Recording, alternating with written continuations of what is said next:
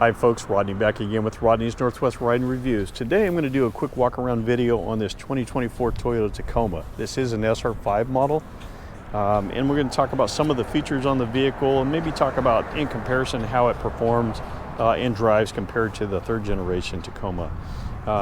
You will have standard on all of them. You're going to have the high definition LED headlamps. You also have the LED fog lights. Those are going to be the same on all of the models. Now, it used to be different where you had to pay extra for the premium LED lights, excuse me, and now it's going to be the same. So those are actually really bright lights, and they are great. This one does have the blackout package, so you're going to see that the emblem has been covered up. It does have the Tacoma badging, and those are just overlay emblems. You can get those through the parts department, so if yours comes in and you have the chrome decals or emblems, you can cover those up with the overlay emblems. The SR5 package is going to have the painted to match fender flares. You see the little vent that they have in the side. I've never seen anything, nor has anybody mentioned in a review what those are actually for. They're not channeling air for the brakes to cool them down, so I'm not sure if it's just for looks or if there is some intended purpose, and I just haven't heard of it yet. These do have the 17-inch wheels, and this is a 245 70R17 if anybody's wanting to know the size. And those are Firestone tires. No, not every single vehicle will come in with the same brand of tires. The way Toyota typically does is they'll buy a huge surplus of tires and they'll send and just put on the vehicle whatever they have at the time. I think the TRD Off-Road is coming with a specific type of tire, but not necessarily for the SR5. All right, so everybody's been wanting to know pricing. So MSRP, or actually Toyota now calls it TSRP, which is total suggested retail price of $343, excuse me. It does have your destination and handling in there. A lot of people have like, well, I don't want to have to pay that. Well, I totally understand, but unfortunately that is part of the TSRP. As far as the additional equipment on this vehicle, the heated front seats, the deck rail cleats, mud guards, the mini tie downs, the overlay badging that we talked about, and then on the tailgate where it says stamped in Tacoma, it will actually be a black insert in there as well.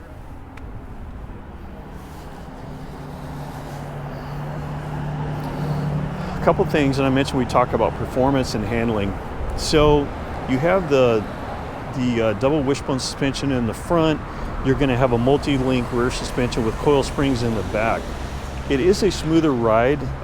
It handles the road a lot better. And so the big difference is the frame itself is a fully boxed frame all the way from the front to the rear, where it used to be a channel frame, or it was partially boxed in the front on the third generation, and then it was an open channel frame on the back. The big benefit that you'll get with this is that because it's much more rigid, when you're towing trailers or even just going down the road, when you pass a vehicle, you don't get blown all over the road like the previous gen did. I had a cargo trailer in the past, and when I was towing it, the wind would just push me all over the road. Well, I'm sure it would be totally different than that, and that's what I found with my Tundra that I have across the street over there. So, performance-wise, the throttle response is much quicker than what it was on others. And when it comes to towing, I think you're going to have a much better towing, drive or performance than what you would with the previous gen. The previous gen, your RPMs and your horsepower and torque really came on around 4,000 RPMs.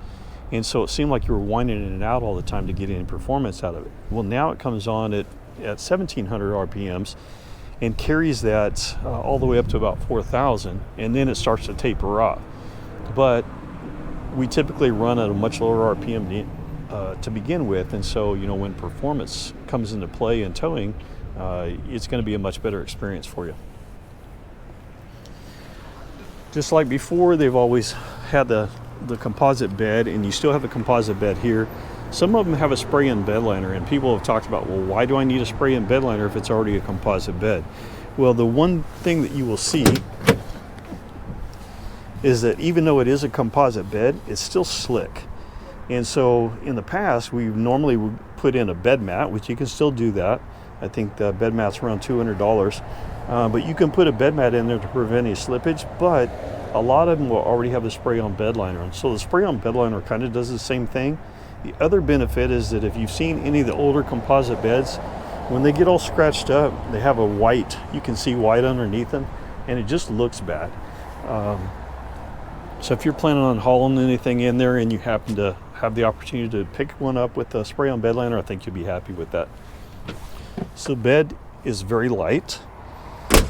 I mentioned this in a previous Tundra video, and I want to kind of go over this real quick too. So this is very similar to the Tundra, as I mentioned before. But the other day I was out riding and I put my key fob inside. I have a tonneau cover on my Tundra. Put the key fob inside here. And so when you open the tailgate, you either have to have a key fob because there's no lock back here anymore. You have to have the key fob with you either here or key fob with you when you unlock the door on the driver's side. Get in the vehicle, you can hit the unlock button, then you can go back out and you can open the tailgate with no problem. Well, what happened was I put the key fob inside the bed.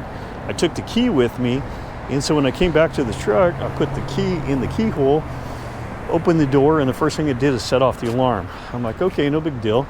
I'll just unlock the doors and I'll shut off the alarm. Well, I was able to unlock the door, but unfortunately it did not shut off the alarm. So what I had to do is I had to break into my tonneau cover to be able to get into the back, or actually get the vehicle opened up. But I had to be able to break into the tonneau cover to be able to get the tailgate open. So I guess moral of the story is be sure and take the key fob with you. You don't want to get stuck without it. Now, the new Tacomas are going to come not only with a key fob, and I'm not 100% sure if it's going to be for all models, but I know that TRD Sport, TRD Off-Road are going to come with, and above, will come with a credit card key as well. So that credit card key actually has a key that you can take out and put in the keyhole, but it will also have a chip in it that allows you to start the vehicle too. So those are just things that are different about the new Tacoma. Driving the vehicle, you guys are going to be very happy with it. It handles the road better, performs better, it will tow better. All around, it's going to be a better vehicle. I'm supposed to be getting my Tacoma. It's a TRD Off-Road. It should be here this week sometime, so I will have a lot more videos that will be posted on it. And as more vehicles come in, and this is only the second one that we received here at the dealership. The first one, unfortunately, was already pre-sold, and it went out within just a couple hours. But as we go on, the different models as they come in, I'll go ahead and make videos of them, so you kind of have an idea of what to expect as far as equipment, in and outside the vehicle. So appreciate you taking the time for watching.